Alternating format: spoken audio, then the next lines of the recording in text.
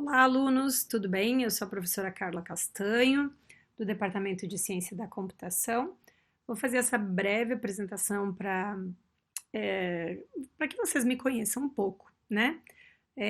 Nesse início aí de semestre.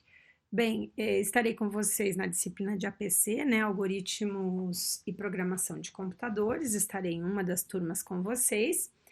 E vou apresentar um pouquinho aqui da minha trajetória, da minha formação, né, para que vocês saibam aí por onde que eu andei, como é que tem sido essa trajetória acadêmica, né?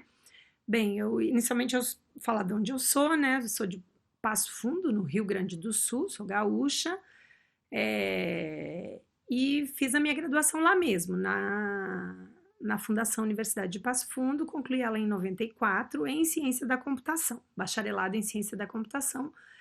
E logo em 95 eu fui para o Japão e lá no Instituto de Tecnologia de Nagoya eu concluí o meu mestrado em 98, também na área de computação, mais precisamente na área de engenharia de software. Continuei no Japão e já em 2002, concluí o doutorado também na mesma instituição, doutorado em computação também, e já a área atuei em outra área, na área de algoritmos paralelos, para problemas de geometria computacional, né? E fiquei um tempo atuando e desenvolvendo alguns trabalhos no Japão, mas em 2005, alguns trabalhos menos relevantes, e em 2005 migrei para a UNB, para a Universidade de Brasília, e desde então sou professora do Departamento de Ciência da Computação. Na UNB, no nosso departamento, eu tenho o foco da minha trajetória de pesquisa, eu vou explicar um pouquinho no próximo slide, mas tem correlação, está bastante relacionada com a minha área de ensino. Desde 2005 que eu ministro essa disciplina de APC, né? Então, acredito que com essa experiência eu consiga dar um bom suporte aí para vocês e já sei o que passarão, né?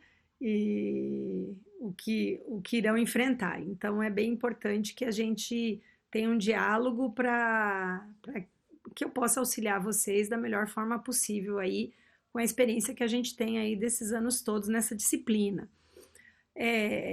Também ministro a disciplina de Introdução ao Desenvolvimento de Jogos, é uma disciplina que vocês poderão fazer lá depois do quinto semestre em diante, né?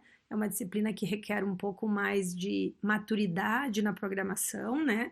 Uma carga de programação bastante alta e complexa, então os alunos já têm que ter passado pelos semestres iniciais, né?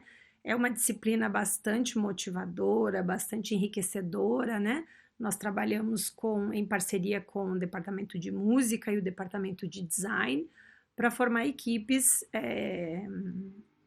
multidisciplinares aí para desenvolverem os jogos dentro do âmbito da disciplina. Então, é uma disciplina muito legal e conforme a gente for se conhecendo aí durante as nossas aulas também, podemos abrir alguns intervalinhos ali para conversar com vocês sobre as coisas, uma série de coisas interessantes que espera aí no decorrer do curso para que vocês aprendam, né? Vai ter um pouquinho de tudo. Bem, e recentemente, do período de 2019 a 2020, eu estive na Universidade de York, na Inglaterra, realizando pós-doutorado na área de Game User Experience, né, que é uma das minhas áreas de atuação na área de pesquisa e orientação de pós-graduação, tanto de trabalhos de graduação como de pós-graduação, tá bom? Então, vou avançar aqui o slide e vou falar um pouquinho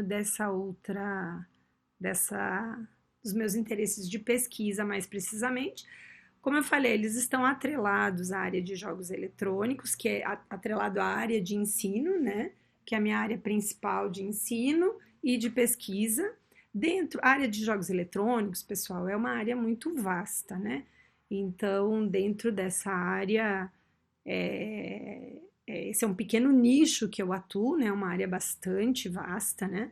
E principalmente na área de experiência do usuário, né, experiência do jogador, que em inglês nós chamamos de Game User Experience, bastante usada essa expressão, né? E ela, resumindo assim, ela visa estudar e entender o que o usuário está sentindo enquanto ele joga um jogo. E esse sentindo, é claro que também é bastante vasto, vai desde emoções, como sensações, se o jogo está frustrante, se o jogo está fácil demais, difícil demais, se o jogo está deixando o usuário muito tenso, se o jogo está deixando o usuário muito nervoso ou muito agitado, enfim. E dentro dessa área, a gente utiliza também não apenas os dados do jogo, mas também sensores para auxiliar a captar os dados fisiológicos do jogador, aí sensores como eu ilustrei aqui, braceletes, né? Sensor que podem captar tanto batimentos cardíacos como a condutividade da pele, né? A resposta galvânica da pele, sensores de coleta de ondas cerebrais, reconhecimento facial também a gente utiliza, né? Então, um aparato todo para que a gente, sem interromper o jogador, a gente consiga fazer uma leitura e uma interpretação do que ele pode estar sentindo. E é claro, nós atrelamos tudo isso aos dados coletados do próprio jogo também, né? E, bem, obviamente, né, essa é uma área que é de muito interesse, principalmente da indústria, no sentido de que para a indústria é muito importante ela entender de que forma o jogo que ela desenvolveu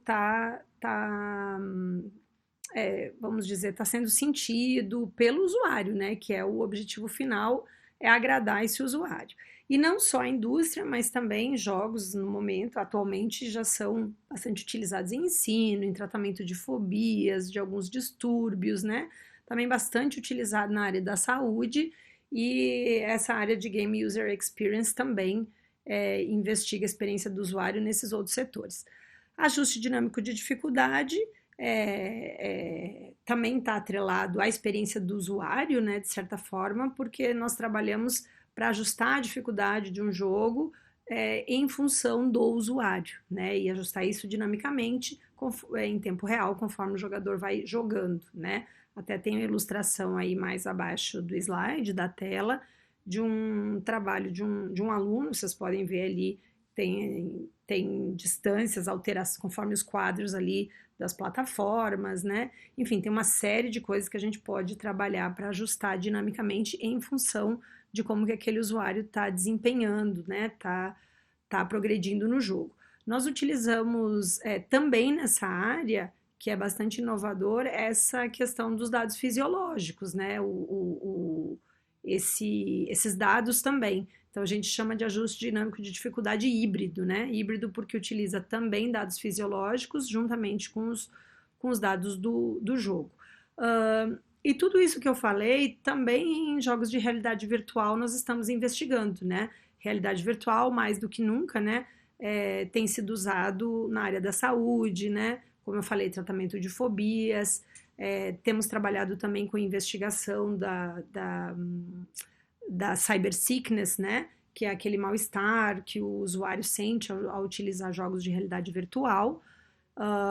E também temos utilizado os sensores para coletas de dados fisiológicos para tentar entender essa experiência desse jogador, né? Então, e por fim, então vocês percebam que essas áreas elas têm uma sobreposição, assim, né? Elas também se interligam.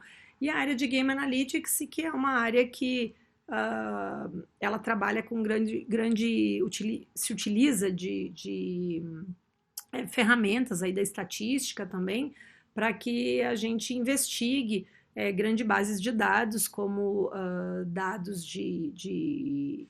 de jogos massivos, né, tipo, como MMORPGs, por exemplo, para investigar o comportamento dos jogadores dentro daquele universo do jogo, porque determinadas escolhas são feitas, qual é o perfil de jogador que faz esta ou aquela escolha, ou renova qual é o perfil do jogador que vai renovar uma assinatura de um jogo, né? Então, temos trabalhado também na área de Game Analytics. Enfim, essa é só uma palhinha, né? Só uma pinceladinha das inúmeras possibilidades que a gente pode explorar aí. Dentro de cada um desses tópicos tem um mundão de coisas para fazer, tá, pessoal? Mas a gente, claro, durante as aulas ou até fora do horário de aula, a gente pode ir conversando, caso vocês tenham interesse, eu estou à disposição, tá bom? Bem, vou tentar fechar aqui para não ficar tão longa essa apresentação. Meu contato, então, vocês vão poder entrar em contato comigo através do fórum do Aprender 3, que é onde está todo o nosso curso, né, remoto, na modalidade remota. Então, mais do que nunca, é fundamental que tenhamos maneiras, né, de nos comunicarmos, maneiras rápidas. E o Microsoft Teams, né, que é a plataforma sendo utilizada pela universidade, a plataforma oficial, né, para que nos comuniquemos, né, e realizemos reuniões virtuais e uma série de coisas. Então, teremos um canal privado da nossa turma no MS Teams também. E seguem também, fica à disposição aqui os meus e-mails para contato. Bem, então era isso, uma breve introdução. Eu desejo a todos um ótimo semestre, que apesar aí da pandemia e de todas as dificuldades que a gente sabe que o melhor mesmo seríamos estar cara a cara em sala de aula, né? Mas eu acredito que conseguiremos fazer um bom trabalho e no semestre passado, né, já realizamos na modalidade remota. Então, aprendemos algumas lições também, estamos sempre tentando melhorar, então vai ser muito bom. Eu agradeço a atenção e nos encontramos aí nas nossas aulas virtual. Bom semestre, galera, um abraço grande.